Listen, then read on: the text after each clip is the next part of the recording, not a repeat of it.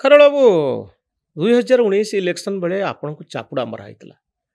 ସେ ଦୃଶ୍ୟଟା ଫେସବୁକ୍‌ରେ ଆପଣ ଲାଇଭ୍ କରୁଥିଲେ।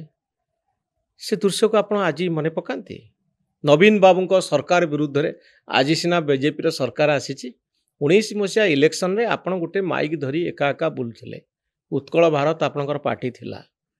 କେହି ଲୋକ ପାଖରେ ନଥିବେ। ଏକୁଟିଆ ଯାଇକରି ଟଙ୍କିକିଆ ଚାଉଳ ବିରୁଦ୍ଧରେ ଆପଣ ଭାଷଣ ଦେଉଥିଲେ। ଆଉ ଶେଷରେ ଦିଟା ଜାଗାରେ ଆପଣଙ୍କ ଉପରେ ମାଡ଼ ହେଲା। ଆଜିର ଦିନରେ ସେ କଥାକୁ ଆପଣ କେମିତି ଭାବନ୍ତି? ମୁଁ ତାକୁ ସବୁ ଭୁଲିଗଲିଣି ଏକ ପ୍ରକାର।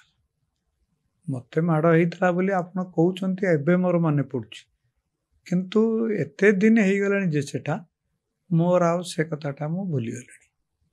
ଆଉ ହେଇଥିଲା ସେ ଗୋଟେ ସମୟରେ ଏସବୁ ଆପଣ ଏକୁଟିଆ ବିନା ପାର୍ଟି ଲୋକଙ୍କ ସହାୟତାରେ ଗୋଟେ ଜାଗାକୁ ଯିବା, ନବୀନ ବାବୁଙ୍କ ବିରୁଦ୍ଧରେ କହିବା, ବିଜେଡ଼ି ସରକାର ଯେତେବେଳେ ପୁରା ପାୱାରଫୁଲ୍ ଅଛି, ପୋଲିସ ତାଙ୍କର, କର୍ମୀ ତାଙ୍କର, ସେତେବେଳେ ଆଳିରେ ଯାଇ ପ୍ରତାପ ଦେବଙ୍କ କନଷ୍ଟିଚୁଏନ୍ସିରେ ଭାଷଣ ଦେବା, ସେଠୁ ଯାଇ ରାୟଗଡ଼ାରେ ଭାଷଣ ଦେବା, ଭାଷଣରୁ କିଛି ନ ମିଳିବା, ତା ସତ୍ତ୍ୱେ ପୁଣି ଭାଷଣ ଦେବା ଆଉ ମାଡ଼ ଖାଇବା, ଏଗୁଡ଼ିକ ସବୁ ଆପଣଙ୍କର ଭୁଲ ନିଷ୍ପତ୍ତି ଥିଲା କି ନାହିଁ?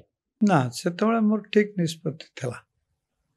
ସେଟା ମୋର ଠିକ୍ ନିଷ୍ପତ୍ତି ଥିଲା ଏବଂ ଏ ଠିକ୍ ନିଷ୍ପତ୍ତି ଥିଲା ବୋଲି ମୋତେ କନ୍ଧମାଳରୁ ହଉ ପଛକେ ମୋତେ ବିଜେପି ପୁଣି ଫେରେଇ ନେଇକି ମୋତେ ପୁଣି ଟିକେଟ୍ ଦେଇଥିଲା। ମୁଁ ଜିତିପାରିଲିନି, ସେଟା ଅଲଗା କଥା, କିନ୍ତୁ ଏଇଟା ଗୋଟେ ପାର୍ଟିର ଭୁଲ ନିଷ୍ପତ୍ତି ଥିଲା ବୋଲି ମୁଁ କହୁନାହିଁ। ହଁ, ଏକୁଟିଆ ଆପଣ କାହିଁକି ବୁଲୁଥିଲେ? 2 ଜଣ ଲୋକଙ୍କୁ ନେଇକରି ଆପଣଙ୍କ ପଛରେ କ'ଣ ଲୋକ ନାହାନ୍ତି?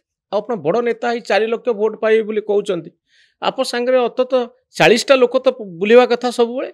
ରହିବା କଥା ସେଟା, କିନ୍ତୁ ମୁଁ ଏକଥା କହୁଥିଲି କାରଣ ମୁଁ କନ୍ଧମାଳରେ ଯଦିଓ ଗତ 2019 ନିର୍ବାଚନରେ ମୋତେ ପ୍ରାର୍ଥୀ କରାହେଇଥିଲା, କିନ୍ତୁ ତଥାପି ମଧ୍ୟ ମୁଁ ବାଲେଶ୍ୱରରେ ରହୁଥିଲି।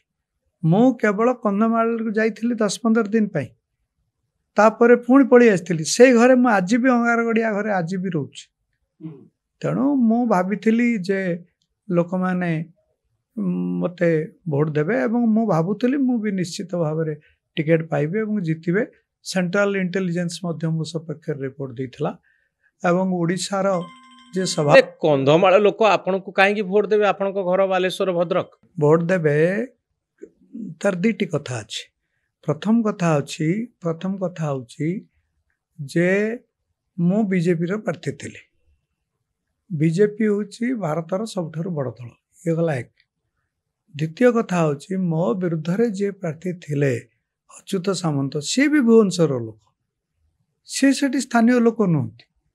ତେଣୁ 2 ଜଣ, ଗୋଟେ ବାଲେଶ୍ୱରର ଲୋକ ଆଉ ଗୋଟେ ଭୁବନେଶ୍ୱରର ଲୋକ, ସେ 2 ଜଣ ଯାକ ସେଠି ଲଢ଼ୁଥିଲେ। ତେଣୁ ସେମାନେ ବିଚାର କରିକି ମୋତେ କାହିଁକି ନ ଦେବେ, ୟା ଭାବୁଥିଲେ ଆପଣ? ହଁ, ତାର କାରଣ ହେଉଛି ଅଚ୍ୟୁତ ବାବୁ, ତାଙ୍କ ସାଙ୍ଗରେ ମୋର ବ୍ୟକ୍ତିଗତ ସମ୍ପର୍କ ଭଲ, ଆଜି ବି ଭଲ ତାଙ୍କ ସାଙ୍ଗରେ, କିନ୍ତୁ ସିଏ ବି ହେଉଛନ୍ତି ଭୁବନେଶ୍ୱରର ଲୋକ। ଆଉ ସିଏ ବି ଥରେ ହାରିଗଲା ପରେ ସିଏ ବି ରାଜନୀତି ଛାଡ଼ିଦେଲେ। ତ କନ୍ଧମାଳ ଆପଣଙ୍କ ପାଇଁ ଅଭିଶପ୍ତ? ନାଇଁ, କନ୍ଧମାଳରେ ଏତେ ଦୂର, କନ୍ଧମାଳରେ ମୁଁ ସଂଗଠନ କେବେ କରିନି। ମୁଁ ଏତେ ଦୂର କାହିଁକି ଯାଇଥାନ୍ତି? ଏବଂ ମୁଁ ଶେଷ ମୁହୂର୍ତ୍ତ ପର୍ଯ୍ୟନ୍ତ ଭାବୁଥିଲି ଯେ ମୋତେ ଟିକେଟଟା ମିଳିବ।